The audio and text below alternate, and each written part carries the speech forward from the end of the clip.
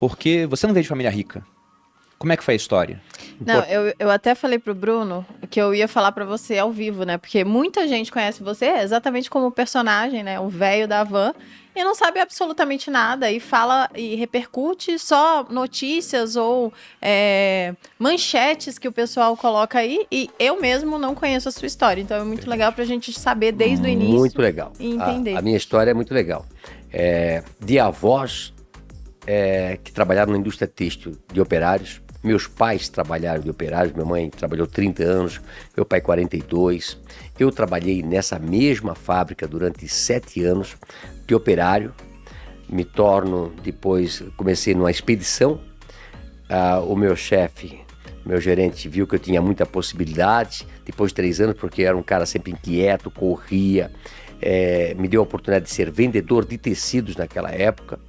E depois de vendedor, vi a oportunidade de montar primeiro uma tecelaginha de toalhas e depois de montar a van com 21, 22 anos de idade. Nossa, super cedo. Muito cedo. Que ano que era isso? Isso era 1986, mas a tecelagem eu comprei talvez em 1985, 84.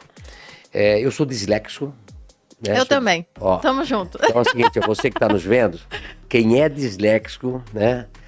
Aliás, né, não é só disléxico, né? São várias doenças, distúrbios de aprendizado, que as pessoas são fora da casinha. Eu falo sempre o seguinte, eu sou fora da casinha. Né? O Beto Carreiro Ouro dizia o seguinte, o mundo não deve nada para as pessoas normais.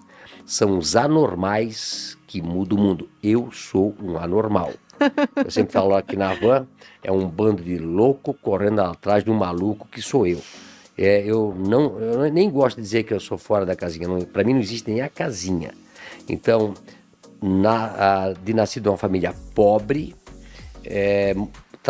estudo numa escola lá da minha cidade. Eu sempre falo, morava numa casa de madeira, na rua Florianópolis, na esquina com o Poço Fundo, perto da Maria Bonita, numa escola lá do estado. E desde o princípio me tornei um líder da escola, um líder do centro cívico, fui líder como presidente do Clube de Estudantes Universitários de Brusque e sempre gostei de abraçar as pessoas. Montei com 12 anos uma cantina na minha escola e assim foi por dentro. E aí quando você vai adquirindo autoconfiança, tendo acreditado em si, eu sempre falo, o pessoal me deu aí o apelido de velho da van, mas não é porque eu sou velho, é porque eu sou feio. Né? Eu falo. Qual a sua idade falando nisso? Quando eles deram o apelido de velho da van, eu só tinha 55 anos. Né? Mas foi para me afrontar, porque Quantos eu tinha anos você tem agora? Desculpa. um ativista político. Então, vamos botar o apelido de velho da van, chamar de papagaio louro, né? Mas eu assumi esse apelido, porque eu adorei, achei ele simpático. E eu falei, olha, pessoal, não é porque eu sou velho, só tenho 55 anos, né? Careca, orelhudo, narigudo e feio, né? Não é porque eu sou velho, eu sou feio. Mas isso, não, eu acho que quem faz sucesso, quem acredita em si, tem um livro que eu gosto muito, Os Originais. Adam Grant. Todo mundo que quiser, lê bons livros, que você muda a sua vida. E eles dizem o seguinte, os originais, aquele cara, aquele CDF, aquela pessoa muito, muito inteligente, que lê um livro e segue o livro. Eu não sou o cara. Eu sou o cara que escreve um outro livro. Para mim, tudo que está naquele livro que eu não compactuo, eu vou tentar mudar. E aí as pessoas fazem a diferença. Né? Então, eu sempre falo, eu não sou um cara inteligente. Tanto é que eu fiz 2 concursos públicos e não passei, graças a Deus. Se a pessoa tivesse passado. Né?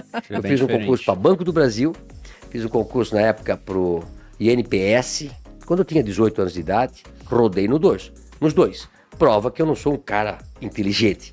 Eu sou um cara esforçado e por ter dislexia, você pega assim, famosos que têm dislexia, você vai ficar impressionado. Tem um número muito grande. Einstein, Walt Disney, Tom Cruise, várias pessoas. Richard Branson, sabe aquele cara da Virgin, né? Bilionário. E o cara que se veste de aeromoça. E ele escreve o segundo livro dele, que eu li, ele coloca no começo assim, eu sou disléxico.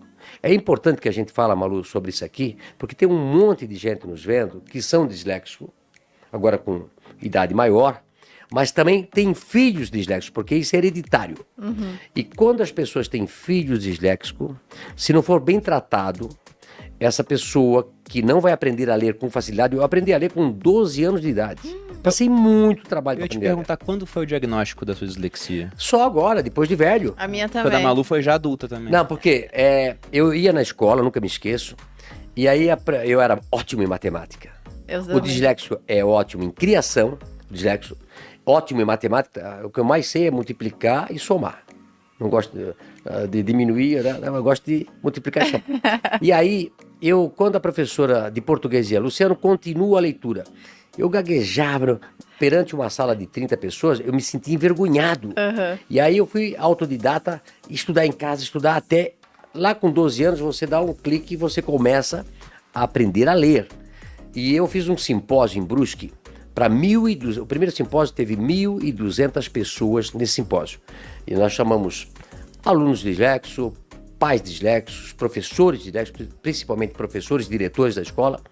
E recentemente eu fui no restaurante e aí tinha um menino lá de garçom e veio falar, Luciano, quero te agradecer que aquele simpósio que você fez lá atrás, a minha avó foi no simpósio, porque ela sabia que eu tinha problema.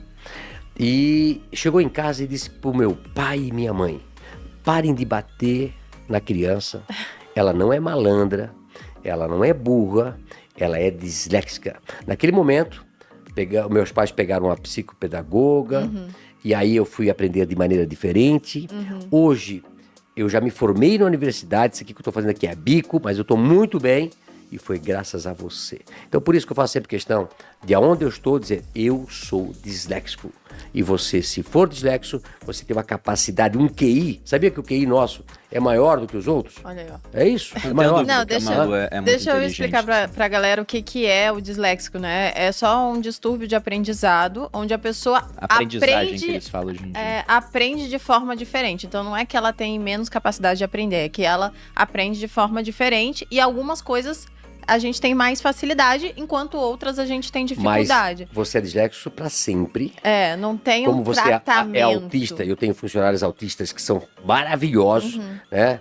Esse tempo atrás, um grande campeão mundial aí, brasileiro, é autista, são pessoas fora de série, né? Então, se você tem algum déficit desse, vai atrás que você é diferente em alguma coisa. Sim. Eu não sei se você é igual a eu, mas se eu leio um livro pra mim, né? Sabe aquele negócio daquela leitura assim só pra mim? Eu acabo de ler a folha, não sei nada do que eu li pra cima. Acontece. Não é isso? Acontece Então, muito. para nós É aprendermos, diferente, a gente tem que Escrever. ler em voz altas e tem que ver e escrever, não é assim? Então, a gente depende. passa muito mais trabalho do que uma pessoa normal. Isso, então, por exemplo, eu tenho facilidades em algumas áreas. Eu sou muito boa em localização geográfica. Também. Eu consigo ver as coisas assim de uma Orientação forma, espacial uma dela é muito orientação boa. espacial muito boa.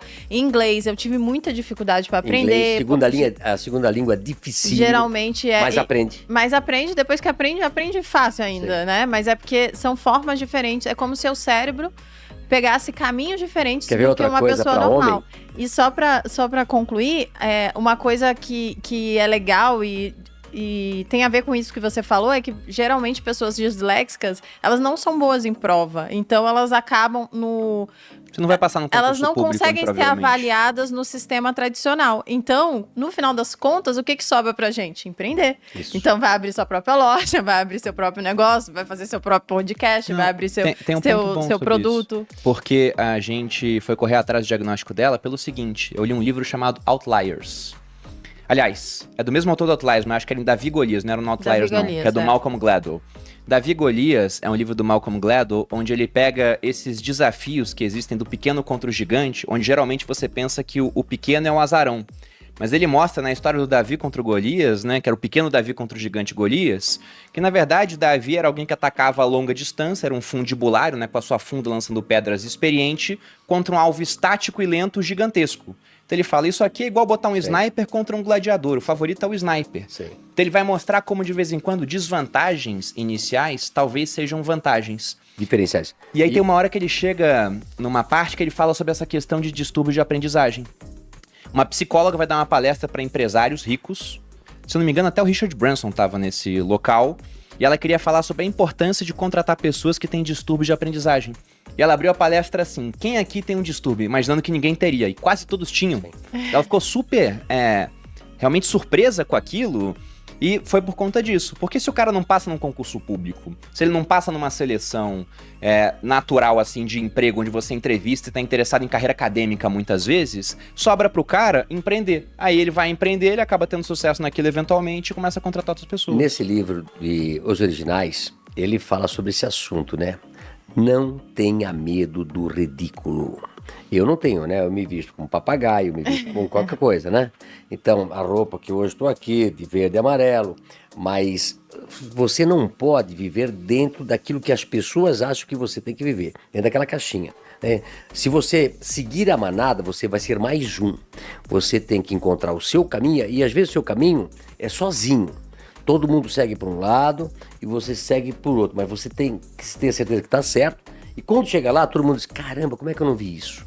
Outra coisa para o dislexo, não joga futebol. É péssimo com as pernas. Eu, por exemplo, sou péssimo em futebol. O meu filho tem dislexia severa e ele é goleiro. Então, quem tiver esse distúrbio vai notar que não é bom em futebol, não é bom em leitura, mas é ótimo em matemática, ótimo em criação. Vai para frente que você vai fazer muito sucesso.